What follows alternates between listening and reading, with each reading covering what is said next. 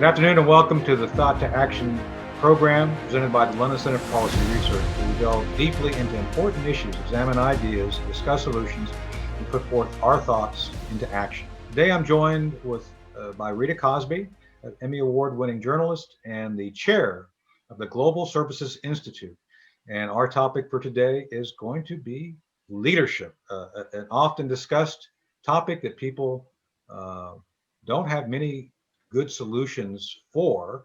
I think it's overlooked, but I think the core of success is good leadership. So, Rita, it is a privilege and honor to talk to you today. Thank you for being on Thought to Action with us. I am thrilled to be with you, and Tony, bravo too for everything that you're doing there at the London Center. As you know, I knew the great late Herb London. What a fine man, and at your leadership there, it's doing such terrific things, and leadership is so near and dear to my heart for many, many years. So continuing and doing the Global Service Institute has really been an extension of my life. Yeah.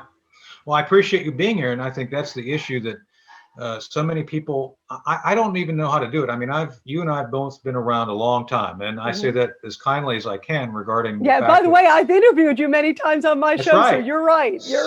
But the idea here is that I think through experience, you start recognizing the differences between management, those who manage, and those who lead. Leadership is different.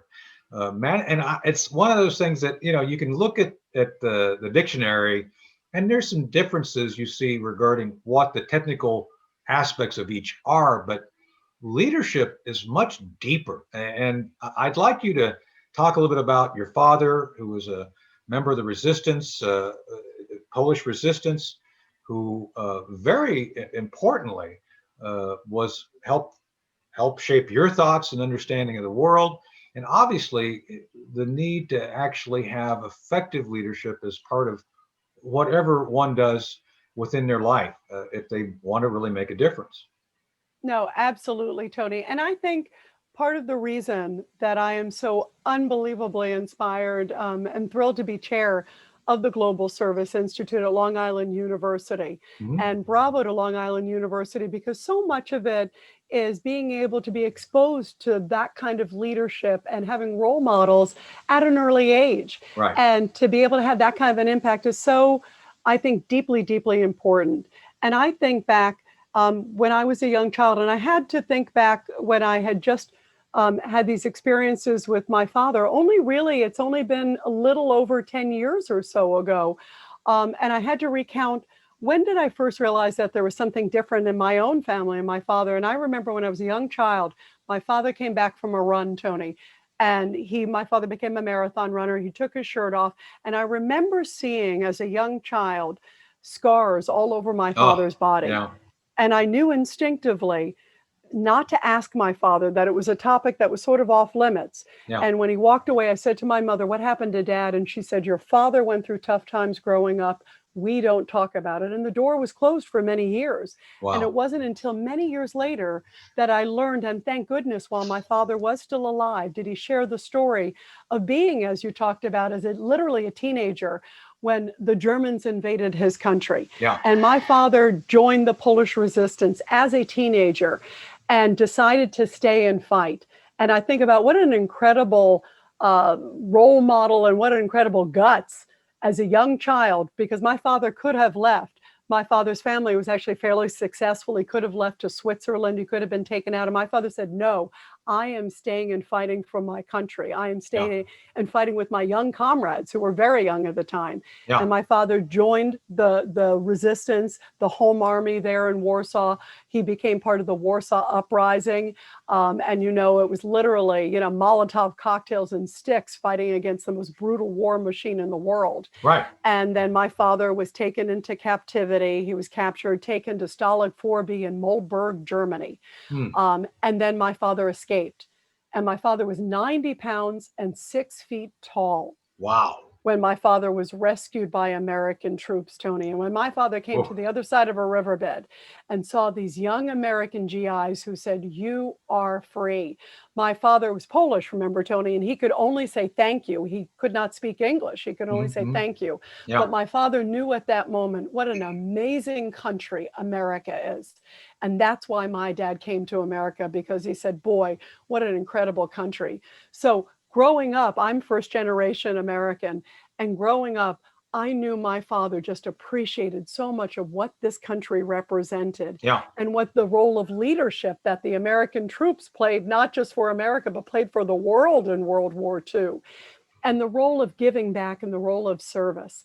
And so that's why, for me, I'm so delighted at now being the chair of the Global Service Institute at Long Island hmm University, to be able to instill those values and leadership, Tony, as you know so well and so beautifully there at the London Center, and all that you and your incredible team do there.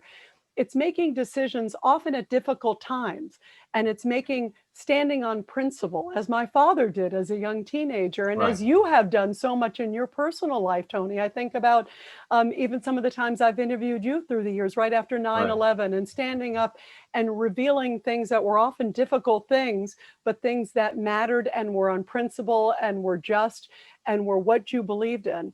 And that's why they're so lucky to have you there at the London Center, Well, Tony, thank you, because you're Rita. a superb leader. Well, thank you. Well, no, I appreciate that, and I know people don't necessarily listen. I just want to get things done. That's what I've always said. I just want to get Mhm. things done. Let's do it.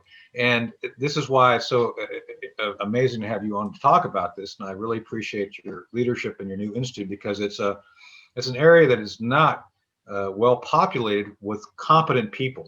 A lot of leadership institutes out there. I wouldn't pay to go to any one of them. Just saying. Right. So you're filling a very needed, highly important space that people talk about but don't do anything. A couple of things I'd like to circle back on.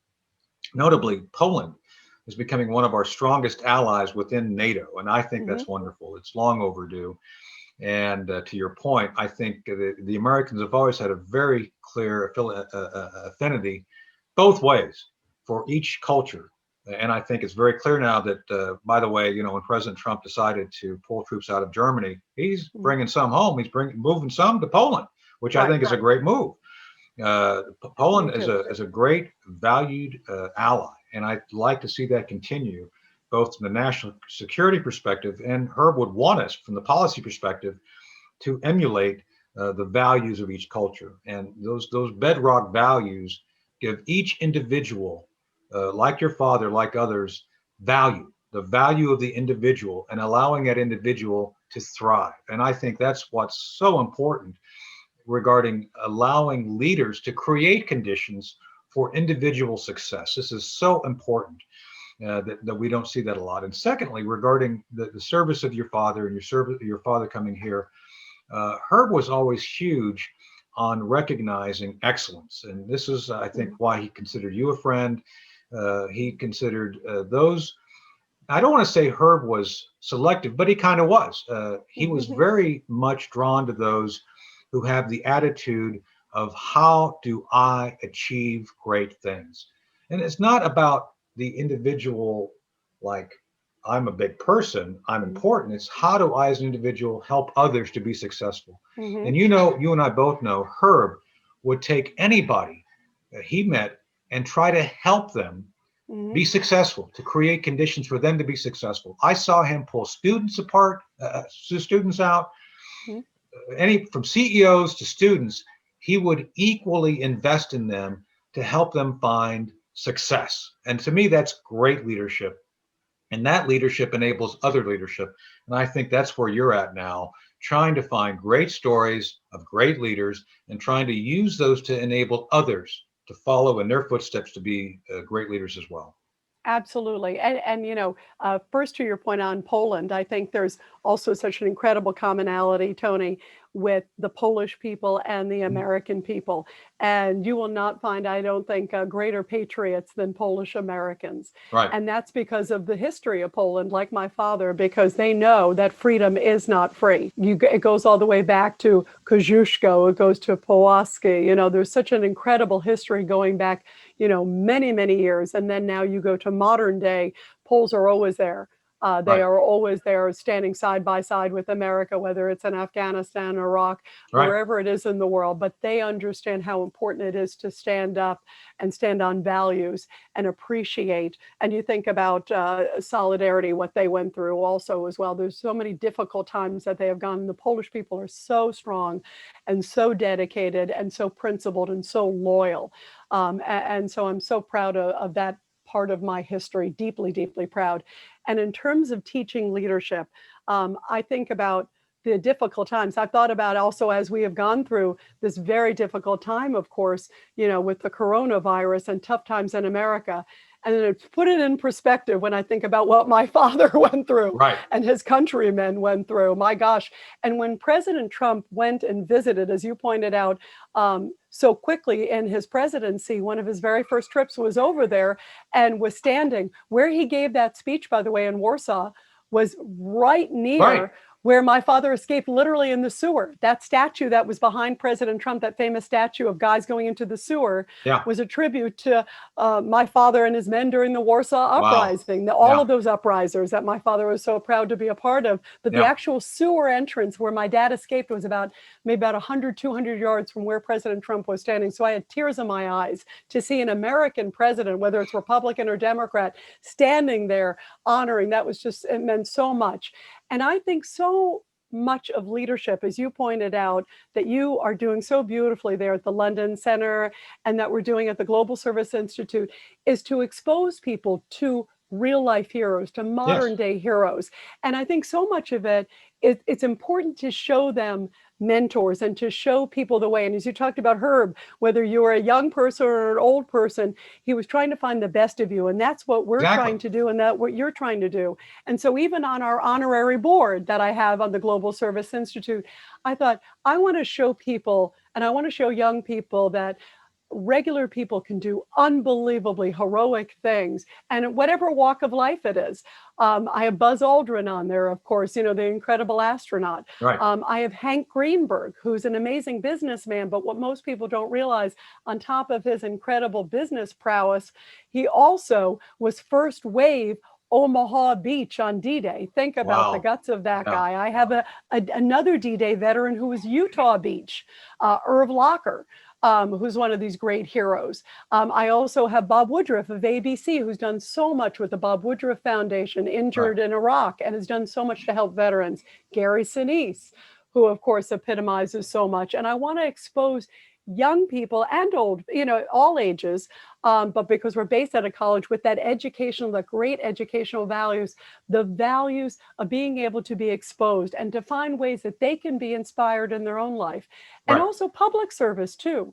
We've had some great speakers. We had Ben Carson, Yes. who is an amazing life story. Here's a guy who grew up, in Detroit. And if you look at sort of the odds were certainly stacked against him, Right. but he had great role models in his family. And his mother would say, "You got to read, Ben." And he started reading and then imagining, gosh, what could be. So I think so much of it is tapping and finding different people, ways that they can be inspired within their own life, whether it's public service, whether it's military service, whatever type of service that they want to get engaged in, to find the best of them and how they can have an impact for generations to come. And often I think about too, Tony, it's been a while since I was in college, but I think about some of the greatest things when I was in college, spending time and getting exposed to people who inspired me, who tapped into something, and whether it was a teacher, whether it was somebody in an after school program, where I said, gosh, if I could have that in my life, or that person said something that I think about to this day. And I luckily was exposed to some incredible mentors early on in my life that I still remain in touch with, many of them Yeah. to this day, because they deeply, deeply inspired me. So to me, that is so exciting to be able to find that spark in somebody young and old. And the other thing we also developed, Tony, we also developed an app.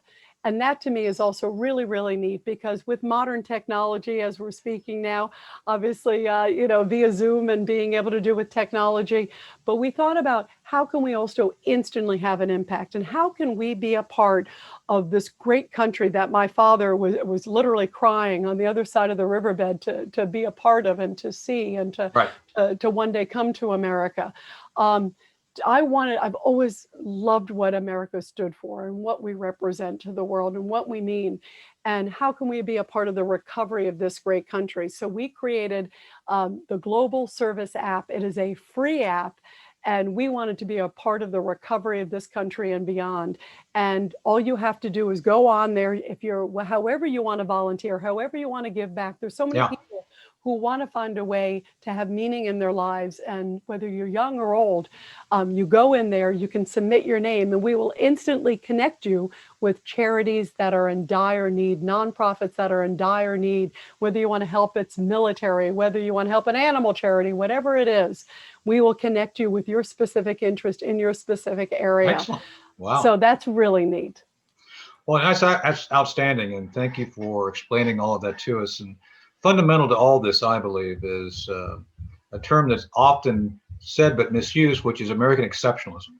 American exceptionalism is not that we're better than everybody else. American exceptionalism is actually the cornerstone of the idea that as individuals, you have the right and ability to do great things by being a great leader. You have that potentiality in you, and you, everybody. And I think, again, that's where I think you and I would agree. That's what Herb was masterfully gifted in, trying to help those people find that divine spark inside of them, to get them to recognize that that being an exceptional American is simply living to the fulfillment of the freedom you have.